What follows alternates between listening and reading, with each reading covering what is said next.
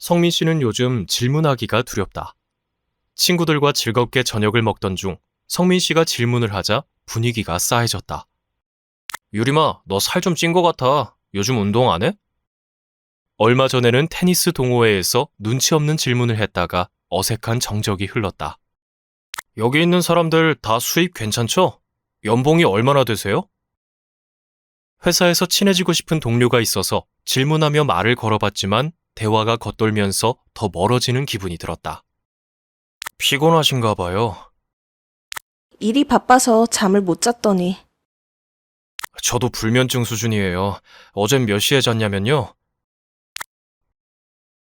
나는 방송작가로 30여 년 일했고 그중 10년은 시사 프로그램에서 매일 한 명 이상의 인터뷰를 준비해왔다.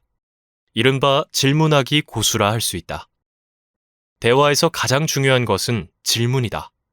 질문하고 답하는 과정에서 서로에 대한 정보를 주고받으며 친밀한 관계를 만들어갈 수 있다. 하지만 문장에 왜를 넣거나 문장 끝에 물음표를 붙인다고 해서 다 질문이 되는 것은 아니다. 잘못된 방식으로 질문하면 대화하기 싫은 사람이 될 수 있다. 모두가 대화하고 싶어하는 사람이 되려면 질문의 격을 높여 옳은 방식으로 질문해야 한다. 1. 범주를 좁혀라. 유독 대답하기 어려운 질문이 있다. 맛있는 거 먹고 싶은데 뭐가 있을까? K 알지?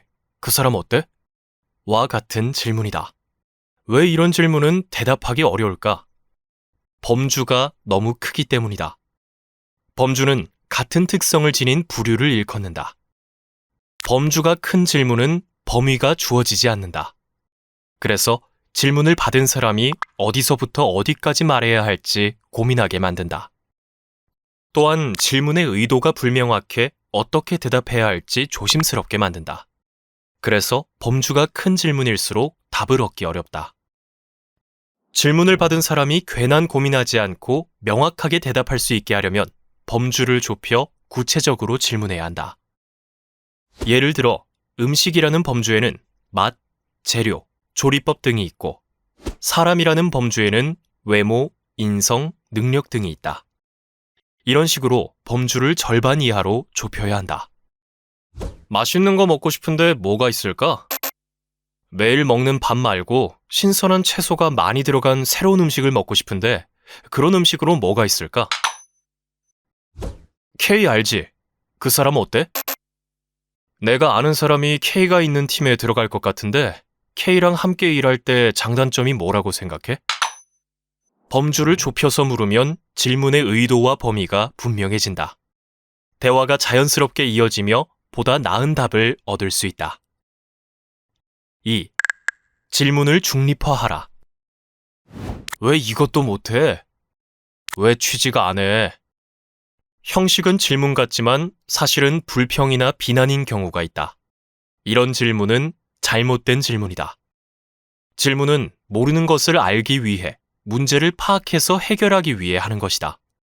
하지만 잘못된 질문에는 그런 목적과 방향이 없다. 이미 답을 정해놓고 묻는 것이기 때문에 상대의 생각이 하나도 궁금하지 않고 알고 싶지도 않다. 또한 자기 생각을 기준으로 상대를 통제하려는 의도가 담겨있기 때문에 질문이 아니라 명령이나 지시에 가깝다. 잘못된 질문은 대화하기 싫게 만들고 상대를 할 말 없게 만든다. 심하면 갈등이나 불화를 조장하기도 한다. 상대방이 겪고 있는 문제가 무엇인지 파악하고 함께 문제를 해결해 나가고 싶다면 중립적으로 질문해야 한다. 먼저 나는 네가 어떤 생각을 하는지 궁금하다. 나와 관점이 어떻게 다른지 궁금하다는 식으로 상대의 마음이 궁금하다는 걸 표현한다. 그런 다음 왜를 어떻게로 바꿔 질문해보자. 왜 이것도 못해? 어떻게 하면 잘할 수 있을 것 같아?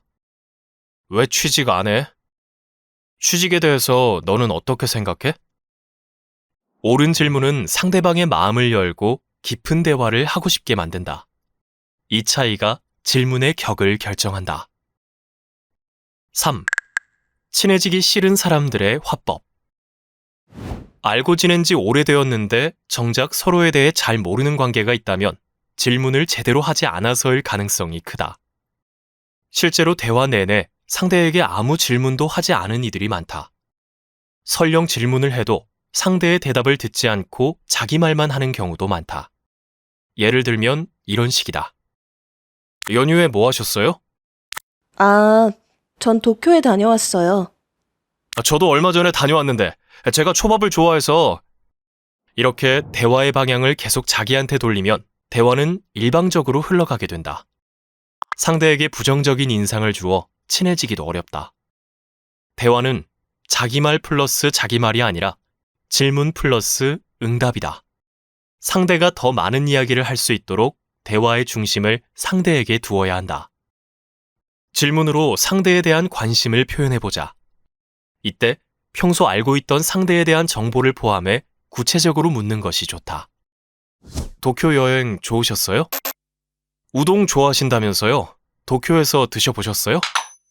이런 질문을 받으면 누구라도 마음을 열기 마련이다. 이런 대화를 나눈 후 관계는 훨씬 가까워진다.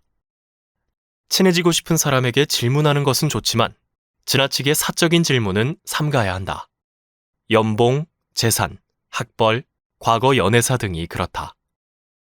또한 예, 아니요로 답변하게 되는 질문보다는 둘 중 무엇을 선택할지 묻는 질문을 하면 듣는 사람이 답을 고민하는 수고를 덜어줄 수 있다. 공원에 갈까요? 극장에 갈까요? 나는 이러한데 너는 어때?처럼 먼저 자신의 생각을 밝히고 이어 질문하는 것도 좋은 방법이다. 저는 로맨틱 코미디 좋아하는데 어떤 장르의 영화를 좋아하세요? 상대의 답변을 주의 깊게 경청하면서 대화에 어울리는 질문을 더해가면 한층 더 가까운 관계를 만들 수 있다. 대화의 포인트는 답이 아니라 답을 구하는 질문에 있다. 격 있는 질문으로 대화하고 싶은 사람이 되어보자. 옳은 방식으로 질문해야 답이 보인다. 질문의 격. 이 콘텐츠가 도움이 되었다면 구독과 좋아요를 눌러주세요.